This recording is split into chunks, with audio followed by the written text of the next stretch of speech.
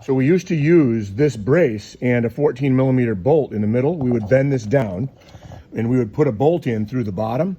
And the problem with that was that if you ever wanted to replace your any emissions control stuff or anything like that, this plastic cover had a bolt holding it on. And if you tried to undo the bolt, it was very difficult to line up and to get the whole liner off.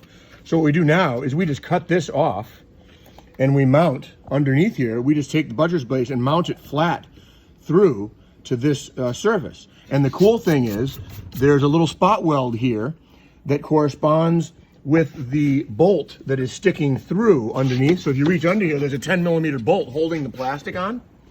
That same 10 millimeter bolt, if you undo it, you can wiggle the 10 millimeter bolt off and it will leave a hole up here where the 10 millimeter bolt was spot welded to the Volkswagen. We drill that out 5/16.